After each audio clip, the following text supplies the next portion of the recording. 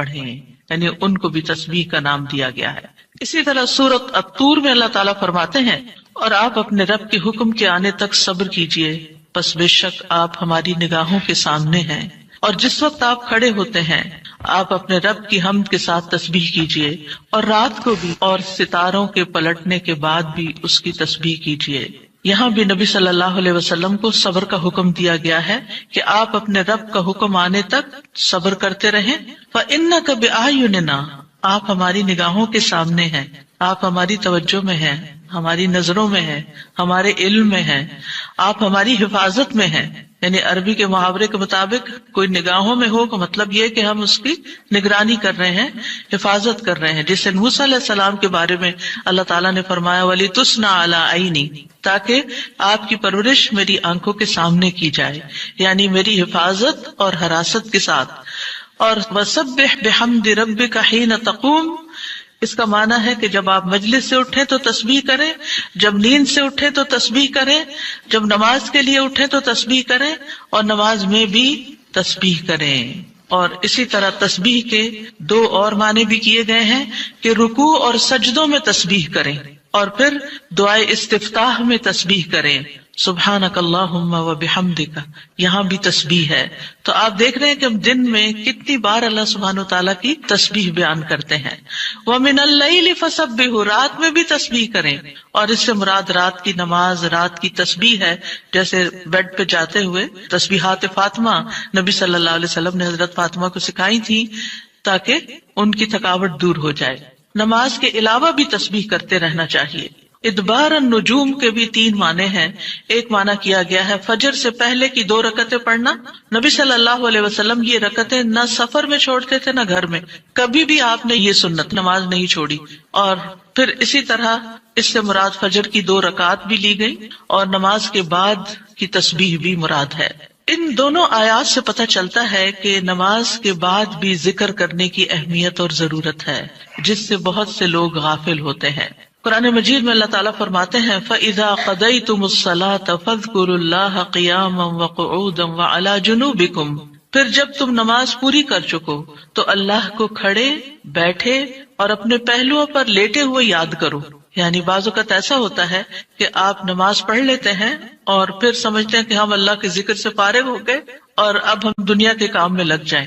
ہاں، دنیا کے کام 2-3 طرح سے ہی ہوتے ہیں، یا کھڑے ہو کے کوئی کام ہو رہا تھا، آپ کچن میں چلے جاتے ہیں، کوکنگ کر رہے ہیں، آپ اپنا ذکر جاری رکھیں، یا پھر آپ بیٹھ گئے ہیں اور بیٹھ کے کوئی کام کر رہے ہیں، تسبیح جاری رکھیں، ذکر جاری رکھیں۔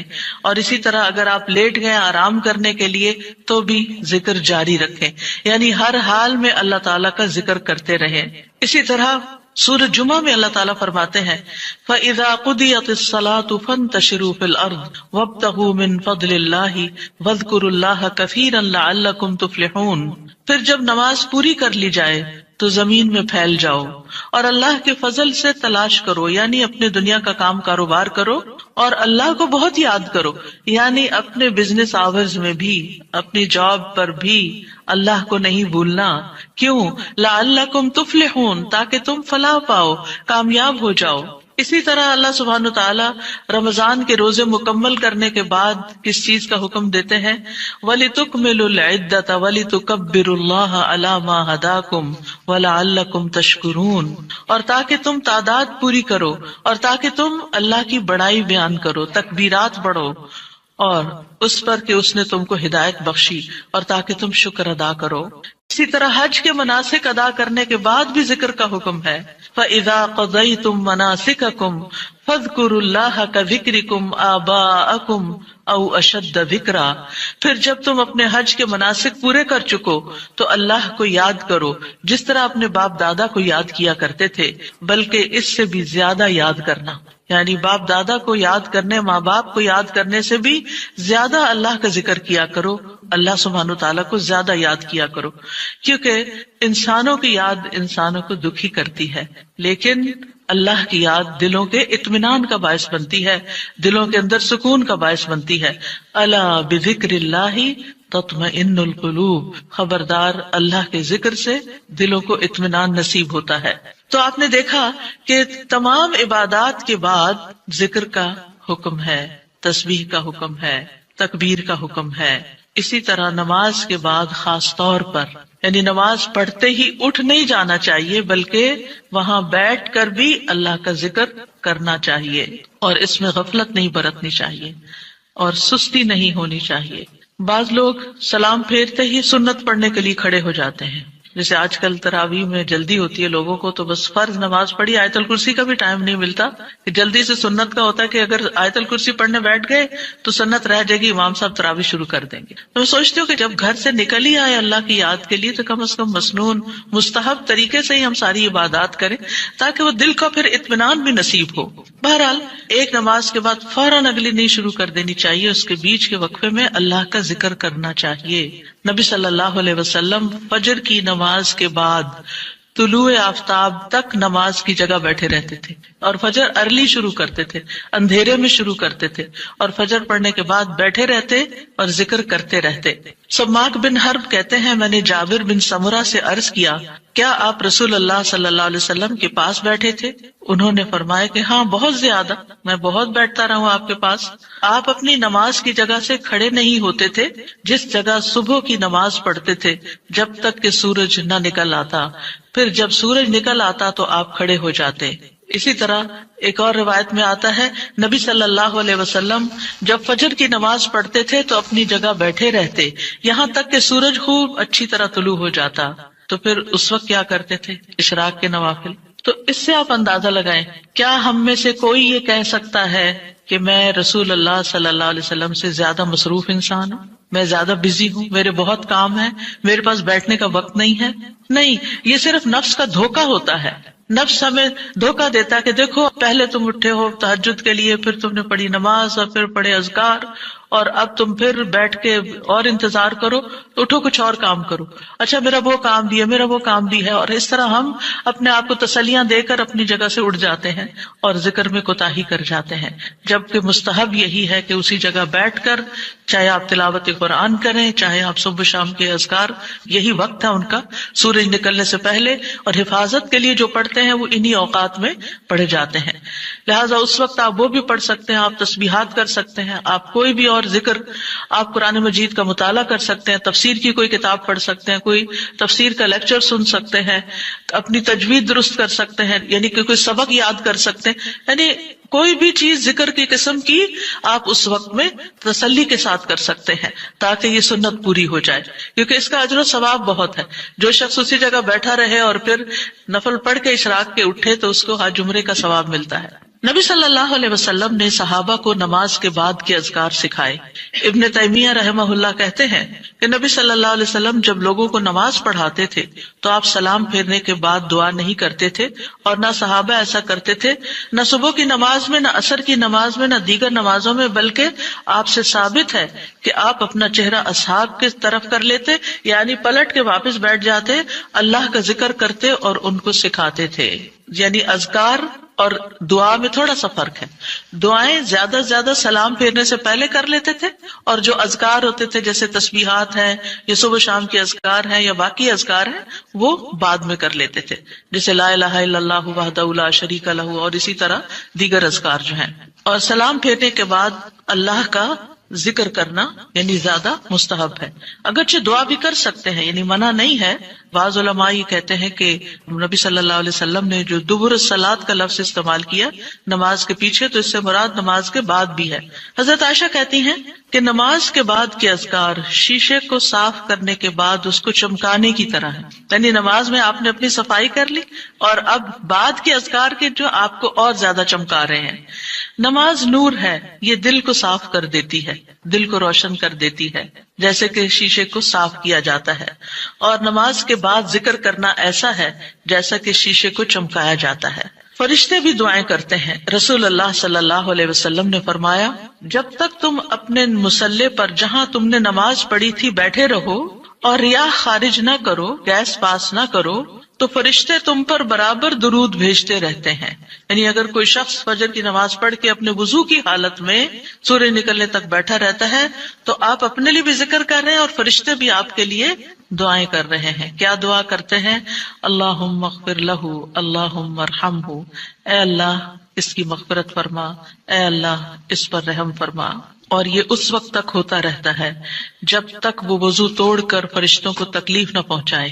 یعنی جب گیس پاس ہوتی ہے اور اس کی اسمیل سے پھر فرشتوں کو تکلیف ہوتی ہے، تو فرشتے جو ہیں وہ پیاز کی اسمیل اور لہسن کی اور جسم سے نکلنے والے، اگر پسینہ بہت آ رہا ہے اور کپڑے نہیں آپ تبدیل کرتے، رات کے کپڑوں میں اٹھ کے نماز شروع کر دیتے ہیں اور وہ اسمیلی کپڑے ہوتے ہیں، تو اس سے فرشتے آپ سے دور رہتے ہیں. اور اسی طرح اگر یعنی خوراک میں کوئی ایسی چیز ہے کہ آپ کی گیس میں بہت اسمیل ہے، تو یہ چیز بھی فرشتوں کو تکلیف دیتی ہے اگر آپ مصلی پر بیٹھے ہیں یا آپ ذکر کی حالت میں ہیں. پھر اس وقت ذکر کرنا جو ہے اولاد اسماعیل سے غلام آزاد کرنے سے افضل عمل ہے، خاص طور پر اگر ہم لا الہ الا اللہ وحدہ لا شریک لہ والی تسبیح پڑھتے ہیں. ابو امامہ سے مروی ہے رسول اللہ صلی اللہ علیہ وسلم نے فرمایا، سورج طلوع ہونے تک میں بیٹھ کر اللہ تعالیٰ کا ذکر کروں، اس کی بڑائی، اس کی حمد و تسبیح اور تحلیل کروں، یہ مجھے اولاد اسماعیل میں سے 2 غلام آزاد کرنے سے زیادہ محبوب. یعنی اس وقت کا ذکر ایسا ہے جیسے آپ نے اتنا بڑا صدقہ بھی کر دیا. اسی طرح عصر کے بعد سورج غروب ہونے تک ذکر کرنا مجھے اولاد اسماعیل میں سے 4 غلام آزاد کرنے سے زیادہ محبوب ہے. یعنی عصر پڑھ کر بھی آپ مغرب تک ذکر کر سکتے ہیں. اگر عام دنوں میں نہیں تو آپ جمعے کے دن تو کر ہی سکتے ہیں، کیونکہ اس دن دعائیں قبول ہوتی ہیں. لیکن عموماً ہم اپنی غفلت اور سستی کی وجہ سے کوئی اور کام شروع کر دیتے ہیں اور ہم ان قیمتی اوقات کی قدر نہیں کرتے، ہماری پرائرٹیز نہیں ہوتی. یعنی انسان کو جب پتہ چلتا ہے کہ یہ بزنس کا پیک آور ہے تو وہ کیا کرتا ہے؟ اس وقت کہیں اور سیر کو چلا جاتا ہے؟ نہیں، اس وقت وہ سارے کام چھوڑ کر اس کام کی طرف متوجہ ہو جاتا ہے جو اس کو سب سے زیادہ فائدہ دینے والا ہے. تو اسی طرح بعض سلف صالحین کہتے ہیں کہ ہم نے جمعے کے دن عصر کے بعد مغرب تک جو دعا کی ہماری قبول ہوئی. یعنی یہ قبولیت دعا کا خاص وقت ہوتا ہے. جیسے صبح کا وقت بکرتن نماز فجر سے لے کر سورج نکلنے تک کا ہے، بڑا ہی قیمتی وقت ہے ذکر اذکار کے لیے. اسی طرح عصر کی نماز سے لے کر مغرب تک کا وقت بھی بڑا ہی قیمتی ہے. تو اس میں آپ دیکھیے خصوصاً آج کل آپ روزے سے ہیں، روزہ دار کی بھی دعا قبول ہوتی ہے. اور اس میں بھی امت کے نیک لوگوں کا طریقہ یہی رہا ہے کہ وہ روزہ کھلنے سے پہلے سارے کام چھوڑ دیتے تھے اور ذکر اذکار میں مصروف ہو جاتے تھے، دعائیں کرنے میں مصروف ہو جاتے تھے. تو آپ بھی اپنے لیے کچھ پلان اس طرح کریں کہ جمعے کا دن اور ہم کم از کم رمضان کا مہینہ عصر کا وقت جو ہے اس سے پہلے اپنے کام ختم کر کے مصلی پہ بیٹھے یا کرسی پہ بیٹھے یا لیٹنا چاہتے تو لیٹ جائیں، کیونکہ پہلی آیت یہی بتائی گئی تھی نا کہ آپ کھڑے یا بیٹھے یا لیٹے ہر حال میں اللہ کا ذکر کر سکتے ہیں. الذین یذکرون اللہ قیاما وقعودا وعلی جنوبہم، وہ جو اللہ کا ذکر کرتے ہیں کھڑے، بیٹھے اور لیٹے، جس بھی پوزیشن میں آپ کرنا چاہیں آپ ذکر کر سکتے ہیں. اور اس میں تسبیح کیجئے، حمد و ثنا کیجئے اللہ تعالیٰ کی اور دعائیں مانگیے. اور الحمدللہ ہمارے پاس کتابوں کی شکل میں دعاؤں کا اتنا پیارا ذخیرہ ہے جو مسنون اوتھینٹک دعائیں قرآن و سنت سے ہم نے جمع کی ہیں. اگر زبانی یاد ہے تو بہت ہی اچھا کہ دل لگا کے زبانی پڑھے، اور اگر زبانی یاد نہیں تو ان کو کھول لیجئے اور پڑھنا شروع کر دیجئے. اور صرف پڑھتے نہ جائیں، اس وقت کوئی قرات کا وقت نہیں ہے، یہ مانگنے کا وقت ہے. دیکھ دیکھ کر اس طرح پڑھیں دعا کو جیسے آپ مانگ رہے ہیں اللہ تعالیٰ سے. تو انشاءاللہ آپ کے دین، دنیا، آخرت کے سارے مسائل حل ہوں گے اور ایک پرامن پرسکون زندگی بسر کریں گے اگر ان اوقات کی آپ قدر کر لیں. کیونکہ جو قبولیت کے اوقات ہیں ان کو گنوانا نہیں چاہیے، ان کو ہاتھ سے جانے نہیں دینا چاہیے. آپ صبح فجر کے وقت مثلا اگر رمضان میں ہر روز 1 سپارہ پڑھتے ہیں، آدھا سپارہ فجر کے بعد پڑھ لیں، آدھا سپارہ عصر کے بعد پڑھ لیں. تو اس طرح بیلنس بھی ہو جائے گا، آپ کا دل نہیں گھبرا. کیونکہ ہمارا نفس جو ہے نا وہ اتنا آزاد منش ہے کہ وہ کہیں ایک جگہ بیٹھنے کی قید قبول نہیں کرتا. وہ بار بار ہمیں کہتا ہے اچھا فون چیک کر لو، اچھا وہ کر لو، وہ کر لو، اور توجہ اور یکسوئی سے ہمیں ذکر اذکار نہیں کرنے دیتا. تو اس کو ٹیم کرنے میں، اس کو ڈسپلن کرنے میں وقت لگے گا. لیکن ونس ایک دفعہ آپ عادی ہو گئے، آپ نے اس گھوڑے کو قابو کر لیا، آپ نے اس کو بٹھا لیا.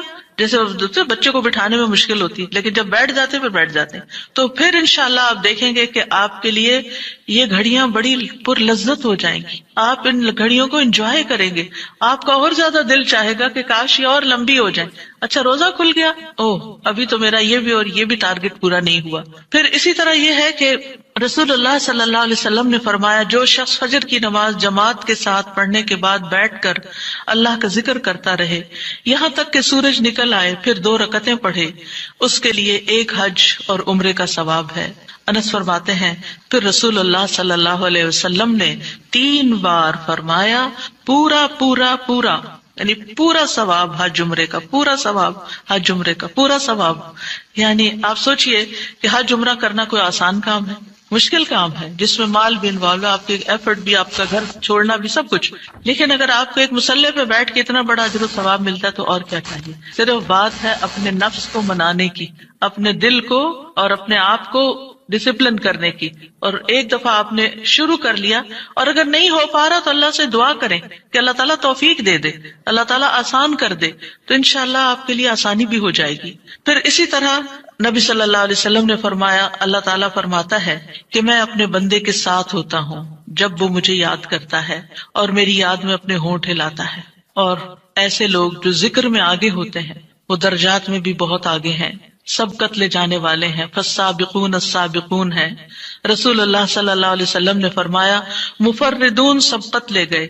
صحابہ نے پوچھا، یا رسول اللہ مفردون کون ہوتے ہیں؟ آپ صلی اللہ علیہ وسلم نے فرمایا، جو اللہ کے ذکر میں مشغول رہتے ہیں، یعنی ہر وقت ان کا دھیان اپنے رب کی طرف ہوتا ہے، کیونکہ ذکر میں دل میں بھی یاد ذکر کہلاتا ہے، زبان سے کچھ بولنا بھی ذکر ہے، اور اس کے علاوہ قرآن کی تلاوت، نماز، یہ ساری ذکر کی قسمیں ہیں۔ یعنی کچھ فارمل ہے، کچھ انفارمل ہے، کچھ خبر ہے یعنی جیسے تسبیحات وغیرہ ہوتی، کچھ میں دعا ہوتی ہے، طلب ہوتی ہے، اللہ تعالیٰ سے اپنی حاجت مانگتے ہیں، یہ ساری چیزیں ذکر میں شمار ہوتی ہیں۔ اب آ جاتے ہیں ہم نماز کے بعد کے اذکار کے متعلق، اور یہ اذکار بھی آپ کو اس کتاب میں ملیں گے، نماز کے اذکار، یعنی نماز کے اندر کے ذکر بھی اور نماز کے بعد کے بھی۔ نماز کا سلام پھیرتے ہی نماز ختم ہو جاتی ہے، اس کے بعد سب سے پہلے کہنا چاہیے اللہ اکبر 1 بار، اور تھوڑا سا بلند آواز سے، جس سے پتہ چلے کہ نماز پڑھ لی ہے۔ اللہ اکبر۔ ابن عباس کہتے ہیں، میں نبی صلی اللہ علیہ وسلم کی نماز کے مکمل ہونے کو تکبیر کی وجہ سے سمجھ جاتا تھا۔ یعنی مثلا کوئی نفل پڑھ رہا ہے تو آپ کو نہیں پتہ چلتا کہ پڑھ چکا یا نہیں، لیکن اگر اس نے بلند آواز سے کہہ دیا اللہ اکبر تو پتہ چل گیا کہ ہاں اس کی نماز مکمل ہو گئی ہے۔ کیوں اللہ اکبر کہیں؟ کہ اللہ ہر چیز سے بڑا۔ آپ دیکھیں ہم نے نماز کا آغاز کس سے کیا تھا؟ اللہ اکبر سے کیا تھا، اور نماز میں کئی بار ہم نے اللہ اکبر کہا، اور اب نماز کے اختتام پر بھی اللہ اکبر، رمضان کے اختتام پر بھی اللہ اکبر، یعنی اللہ کی تکبیر بیان کرنا۔ اللہ سبحانہ وتعالیٰ قرآن مجید میں فرماتے ہیں، اتل ما اوحی الیک من الکتاب واقم الصلاۃ ان الصلاۃ تنہی عن الفحشاء والمنکر ولذکر اللہ اکبر واللہ یعلم ما تصنعون۔ کتاب میں سے جو آپ کی طرف وحی کیا گیا ہے اس کی تلاوت کیجیے اور نماز قائم کیجیے، بے شک نماز بے حیائی اور برائی سے روکتی ہے، اور یقیناً اللہ کا ذکر تو سب سے بڑی چیز ہے، اور اللہ کو معلوم ہے جو کچھ تم کرتے ہو۔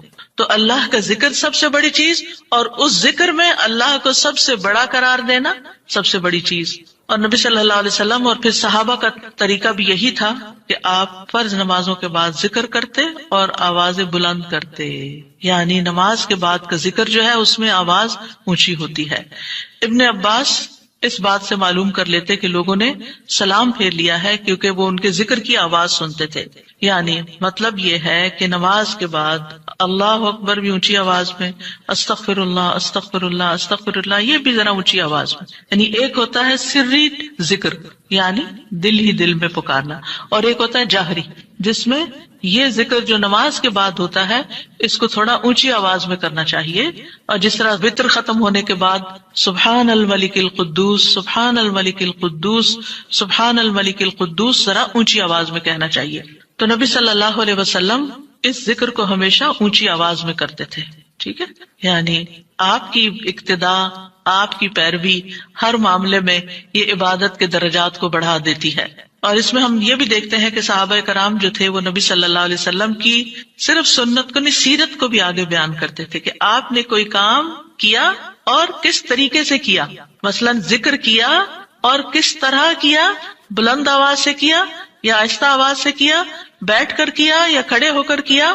اور پھر آپ دیکھیے کہ نماز کے بعد اذکار جو ہیں وہ زیادہ پسندیدہ ہیں، یعنی دعاؤں کی نسبت زیادہ اذکار، ٹھیک ہے. اور پھر اسی طرح آپ دیکھیے کہ دوسرا ذکر جو آپ کریں گے وہ ہے استغفر اللہ 3 بار. استغفر اللہ استغفر اللہ. ثوبان کہتے ہیں رسول اللہ صلی اللہ علیہ وسلم جب اپنی نماز سے فارغ ہوتے تھے تو 3 مرتبہ استغفار فرماتے تھے، 3 بار استغفار کرتے. ولید کہتے ہیں میں نے اوزائی سے پوچھا آپ استغفار کس طرح فرمایا کرتے تھے؟ تو انہوں نے کہا آپ فرماتے تھے استغفر اللہ استغفر اللہ. اب نماز پڑھ لی ہے، استغفر اللہ کیوں؟ اس لیے کہ ہم تو نماز کا حق بھی ادا نہیں کرتے. ہمارا دھیان کہاں سے کہاں چلا جاتا ہے، ہم کئی دفعہ بھول جاتے ہیں، ہمیں سجدہ سہو کرنا تک یاد نہیں رہتا، ہمیں کچھ پتہ نہیں ہوتا ہم نے کون سی سورت پڑھی، کیا تلاوت کی. ہو سکتا ہے تلاوت میں کوئی غلطی کر دیں، ہو سکتا ہے کہ تسبیح کی جگہ کچھ اور پڑھ دیں بھول چوک کے. تو ہم نماز کے اندر بھی بہت کچھ غلط کرتے رہتے ہیں جانے انجانے. اور خاص طور پر جن لوگوں نے اپنی نماز کے پروننسیشن کی اصلاح نہیں کی وہ تو کچھ سے کچھ پڑھتے رہتے ہیں بعض اوقات. یعنی پروننسیشن صحیح نہ ہونا جو ہے وہ الفاظ کے مطلب کو ہی بدل دیتا ہے. اس لیے پہلی پرائرٹی میں کوئی ایسا ٹیچر ڈھونڈیے کہ جو آپ کی نماز سن کے اس کا پروننسیشن آپ کو ٹھیک کر دے. بہرحال نماز کے بعد استغفر اللہ استغفر اللہ. اور ایک اور چیز، نماز پڑھنے کے بعد انسان کو ایک فیلنگ ہوتی ہے کہ میں نے کچھ کیا ہے، لیکن جب انسان استغفر اللہ کہتا ہے تو اس میں عاجزی کا اظہار ہوتا ہے کہ اللہ تیرا حق ادا نہیں کیا، مجھے ابھی بھی گناہوں کی بخشش کی ضرورت ہے. اور آپ دیکھیے کہ یہ الفاظ نبی صلی اللہ علیہ وسلم ادا کرتے تھے جن کے اگلے پچھلے سارے گناہ معاف کر دیے گئے تھے. تو جو شخص نماز کے بعد استغفار پڑھتا ہے وہ اپنی نمازوں پر کبھی فخر غرور تکبر نہیں کر سکتا کہ میں بڑا نمازی ہوں، میں بڑا پرہیزگار ہوں، میں بڑا عبادت گزار ہوں. نہیں، وہ یہ دیکھے گا کہ میں نے حق ادا نہیں کیا، میرے سے جو کمی کوتاہی ہوئی ہے اللہ تعالیٰ اس کو معاف کر دے. جو چیز مکمل طور پر ادا کرنی چاہیے تھی اس کو اس طرح نہیں ادا کیا، کچھ نہ کچھ کوتاہی واقع ہو گئی، تو اس بخشش کے طلب کرنے سے اللہ تعالیٰ کوتاہی سے درگزر فرما دے گا انشاءاللہ. اور ویسے بھی استغفار کرنے سے نقص یا کمی کوتاہی جو ہے اس کا ازالہ ہوتا ہے ہماری عام روزمرہ زندگی میں بھی. تیسرا ذکر، اب آپ دیکھ رہے ہیں یہ ذکر ہے، اللہ اکبر بھی ذکر ہے، استغفر اللہ بھی ذکر ہے، اور تیسرا یہ بھی ذکر ہے اللہم انت السلام ومنک السلام تبارکت ذل جلال والاکرام. اے اللہ تو سراپا سلامتی ہے اور تجھی سے سلامتی حاصل ہوتی ہے، تو بڑی برکتوں والا ہے اے جلال و اکرام والے. یعنی استغفار کے بعد پھر فوراً بعد اللہ تعالیٰ کی تعریف اور یہ ذکر. السلام جو ہے یہ اللہ تعالیٰ کے ناموں میں سے ایک نام ہے جس کا مطلب یہ ہے کہ اللہ تعالیٰ ہر طرح کی آفات سے، عیبوں سے، ہر طرح کے نقص سے سلامت ہے.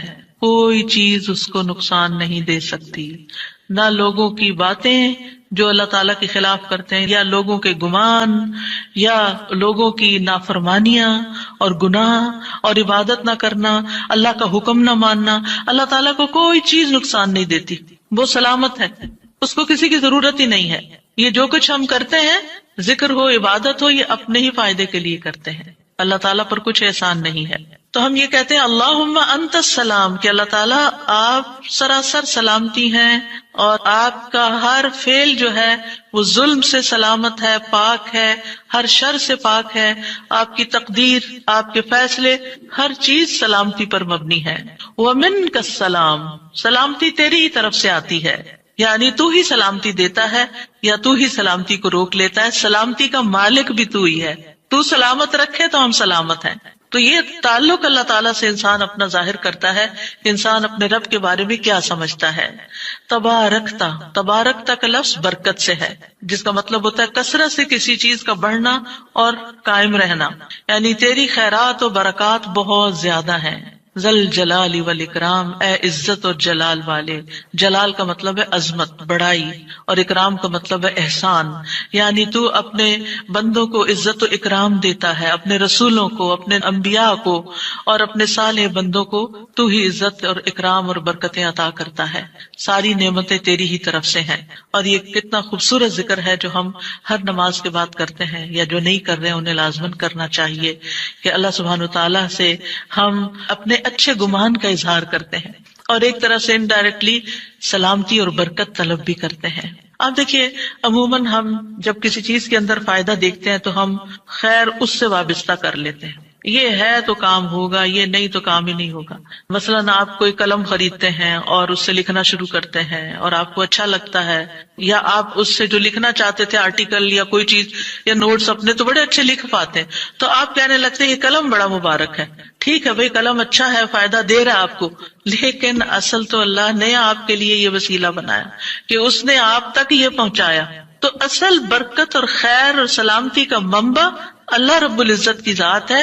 چیزوں کے ساتھ مت چمٹ جائیے اور ان پر اتنے ڈیپینڈنٹ نہ ہو جائیں کہ اللہ کو بھول جائیں اور اللہ تعالیٰ کی نعمت اور اللہ تعالیٰ کا احسان یاد نہ کریں۔ تو اس لیے ہر نماز کے بعد ہم اس بات کا اقرار کرتے ہیں کہ ساری برکتیں تیری ذات سے ہیں یا رب، ساری سلامتی تیری طرف سے ہے یا رب، عزت اور اکرام تیری ہی طرف سے ہے یا رب، تو ہی جس کو چاہے اس پر احسان فرماتا ہے، لہٰذا ہم یہ سب کچھ تجھ سے ہی طلب کرتے ہیں۔ پھر آپ دیکھیے چوتھا ذکر ہے لا الہ الا اللہ وحدہ لا شریک لہ لہ الملک ولہ الحمد وہو علی کل شیء قدیر۔ یہ بھی آپ 3 بار پڑھ سکتے ہیں، یہ بھی ذکر ہے، یعنی 3 مرتبہ اللہ تعالیٰ کی توحید کا اقرار۔ مغیرہ بن شعبہ جو وحی کے کاتب تھے ان سے مروی ہے کہ معاویہ رضی اللہ عنہ نے مغیرہ کو لکھا کہ کوئی حدیث جو آپ نے رسول اللہ صلی اللہ علیہ وسلم سے سنی ہو وہ مجھے لکھ کر بھیجیں۔ راوی کہتے ہیں کہ مغیرہ رضی اللہ عنہ نے انہیں لکھا کہ میں نے آپ صلی اللہ علیہ وسلم سے سنا ہے آپ اپنی نماز سے فارغ ہونے کے بعد 3 مرتبہ یہ پڑھا کرتے تھے لا الہ الا اللہ وحدہ لا شریک لہ لہ الملک ولہ الحمد وہو علی کل شیء قدیر۔ سب سے پہلے توحید کا اقرار کہ اللہ ایک ہے، وہی الہ ہے، وہی خالق ہے، مالک ہے، رب ہے، معبود ہے۔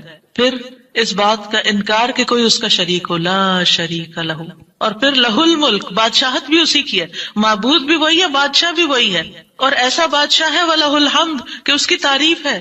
دنیا کے بادشاہوں کا حشر ہوتا دیکھا ہے آپ نے، ان کے ساتھ کیا کیا جاتا ہے، لیکن اللہ سبحانہ وتعالیٰ کی بادشاہت پر کوئی آنچ نہیں آتی، کوئی اس کو ہلا نہیں سکتا، کوئی اس کو نقصان نہیں دے سکتا، کوئی اس پر باتیں نہیں بنا سکتا، کوئی اس کا نقص نہیں نکال سکتا کہ اللہ تعالیٰ نے آسمان میں یہ کیا چیز بنا دی، اب زمین میں کیا بنا دی، نہیں، وَلَهُ الْحَمْدُ، اسی کی ہے تعریف۔ یعنی ایسا بادشاہ کہ جو قابل تعریف ہے، اور ایسا بادشاہ کہ وَهُوَ عَلَى كُلِّ شَيْءٍ قَدِيرٌ۔ دنیا کے بادشاہ انتہائی بے بس لاچار ہوتے ہیں، ان کے ہاتھ میں کچھ نہیں ہوتا، وہ انسانوں کے محتاج ہوتے ہیں، انسانوں کی خدمت کے، انسانوں کی مدد کے، انسانوں کے مال کے محتاج ہوتے ہیں۔ یہ بادشاہت کیا بادشاہت ہے جس کی ساری ڈیپینڈنسی لوگوں کے اوپر ہے۔ تو اصل بادشاہت تو اللہ کی ہے کہ جو ہر چیز پر پوری قدرت رکھتا ہے۔ تو آپ اس احساس کے ساتھ اگر اللہ تعالیٰ کا یہ ذکر کرتے ہیں تو آپ کا دل ایک سکون سے بھر جائے گا، ایک خوشی سے بھر جائے گا کہ میں ایسی ہستی کو جانتی ہوں، ایسی ذات کو جانتی ہوں کہ جو اتنی خوبیوں کی مالک ہے۔ کیونکہ یہ انسان کی فطرت میں ہے، انسان کی نفسیات میں ہے کہ وہ کسی چیز کی تعریف کر کے خوش ہوتا ہے، اور عام طور پر ہم صرف سامنے نظر آنے والی چیزوں کی تعریف کر کر کے خوش ہوتے رہتے ہیں، اور تھوڑے دن کے بعد وہ بھی خراب ہو جاتی ہیں، وہ تعریف بھی ساتھ ہی چلی جاتی ہے۔ انسان ہے تو مر جاتے ہیں، ان کے اعمال ہے تو ختم ہو جاتے ہیں، اور کبھی وہ اچھے ہوتے ہیں اور پلٹ بھی جاتے ہیں۔ وہ کہاں گئی تعریفیں؟ جوان ہے تو بڑھاپے میں ساری تعریفیں چلی گئی، مالدار تھے تو غریب ہوئے تو ساری تعریفیں چلی گئیں، اسی طرح علم ہے اور جنون لاحق ہو گیا تو ساری تعریفیں چلی گئیں، سب کچھ الٹ گیا۔ اور دنیا کے یہ سارے نظارے آپ نے دیکھے ہوں گے کہ جب ہر نعمت لوگوں پر الٹ جاتی، اسی لیے ہم دعا کرتے ہیں نا کہ اللہم انی اعوذ بک من زوال نعمتک، کہ اللہ نعمتوں کے زوال سے بچانا۔ یہ انتہائی تکلیف دہ چیز ہے، لیکن یہ ایک دنیا کا قانون ہے، یہ سب کچھ ہوتا ہے اور ہماری آنکھیں دیکھتی ہیں، لیکن اللہ سبحانہ وتعالیٰ ان سب چیزوں سے پاک ہے، اس کو کوئی زوال نہیں اور اس کا کوئی کچھ بگاڑ نہیں سکتا، اور وہ ہر چیز پر پوری طرح قادر ہے، جو چاہے کر سکتا ہے، اور تعریف اسی کے لیے ہے۔ 5واں ذکر لا الہ الا اللہ وحدہ لا شریک لہ لہ الملک ولہ الحمد وہو علی کل شیء قدیر اللہم لا مانع لما اعطیت ولا معطی لما منعت ولا ينفع ذا الجد منک الجد۔